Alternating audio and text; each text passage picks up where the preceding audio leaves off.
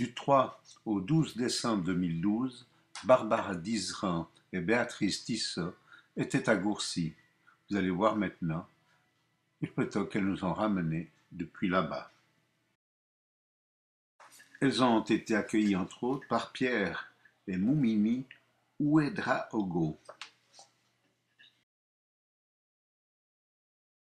Elles ont visité un certain nombre de centres d'alphabétisation, centres qui ont été créés grâce à la participation active de l'association Trait d'Union Cheseaux-Gourcy.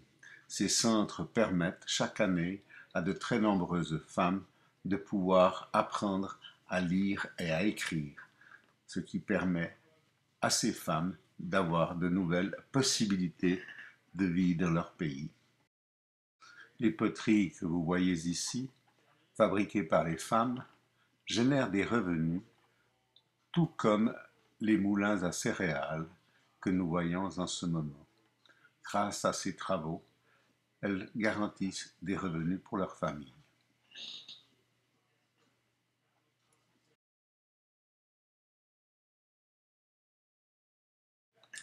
Les photos qui suivent vous donnent une image du terrain du centre artisanal,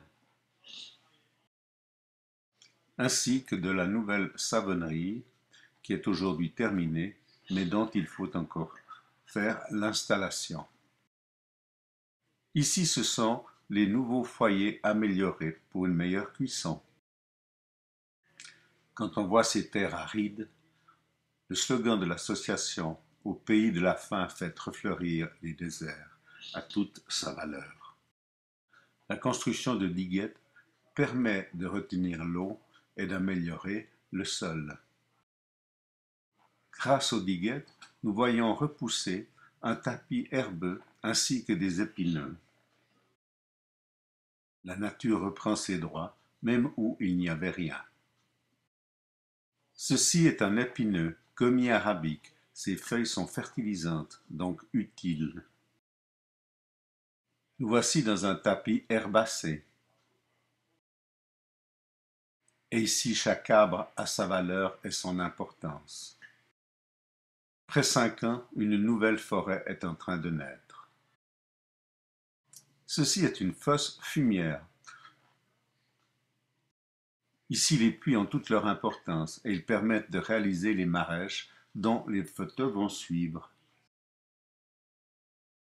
Un champ de tomates qui est en train d'être arrosé, le paillage des semis,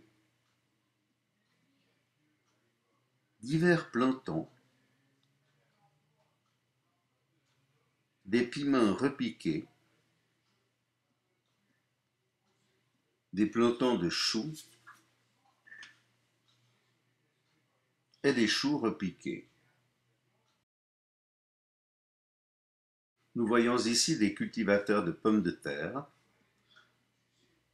un champ prêt à accueillir ces pommes de terre, une plantation de pommes de terre pailleilles et le résultat, les pommes de terre qui sont en train de pousser. Ici, nous sommes dans l'arrosage du périmètre de Marèche, avec les arrosoirs typiquement de la région. Ici, les noix de karité. Elles sont broyées par les femmes afin de les préparer pour pouvoir ensuite les mettre dans la presse à huile. Une fois qu'elles sont pressées, il en ressortira un tourteau, comme nous voyons ici sous la forme d'un gâteau. Ici, ce sont les graines de nem qui sont ensuite séchées, triées.